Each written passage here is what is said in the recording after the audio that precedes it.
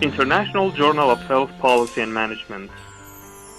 Quality and speed are our culture and the keys to our success.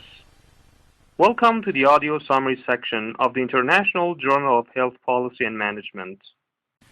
When you think of whistleblowing, you may think of a referee running around a field blowing a whistle whenever players go out of bounds or there's a foul.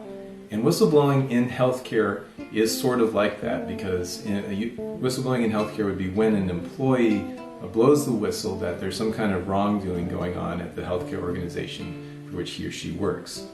Now, you might think that, especially in healthcare, we would want to promote whistleblowing, generally speaking, because the thing that's at stake most often is patient safety or well-being, and we would not want to take any chances with risks to that. I think that this approach moves too quickly, in part because the term whistleblowing is usually reserved for a kind of action that can't be straightforwardly encouraged, unlike some other kinds of actions that also seek to expose wrongdoing within healthcare organizations. So in the literature about whistleblowing, in the business ethics literature, it's common to distinguish between what you might call internal reporting, which involves going to a manager or someone higher up in the organization with information about wrongdoing, versus whistleblowing, which is really just external reporting, or taking information about wrongdoing in your organization to the outside, so usually to the public, either through to police or to journalists or something like that. There are a couple major differences between the two, which I think show why, although internal reporting may always be beneficial, whistleblowing is not so clear-cut. First of all, whistleblowing is and is perceived to be disloyal to an employer.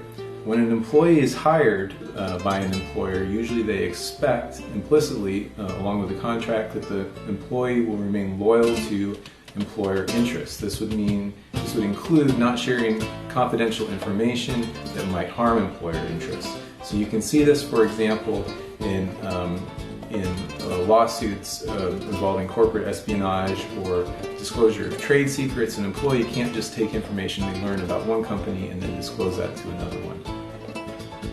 Now, employees always have this responsibility to remain loyal to their employer as long as they're working there.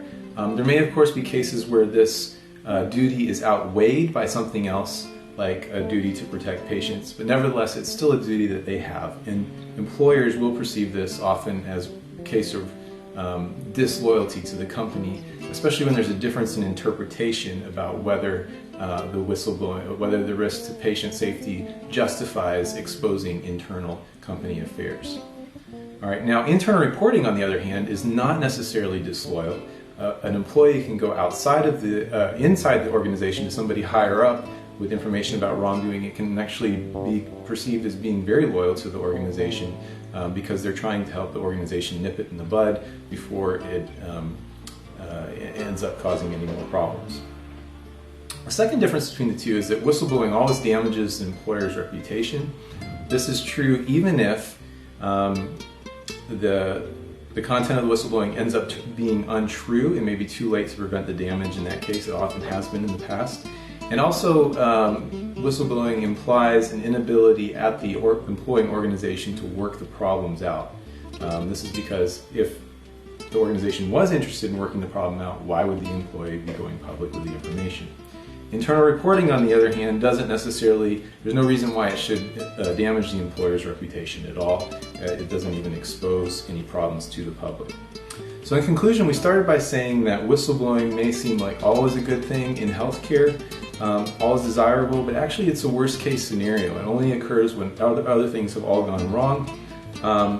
The reasons for that is that it violates loyalty to the employer and that it damages the employer's reputation. So I think that while we can always encourage internal reporting, whistleblowing is a much more complicated subject.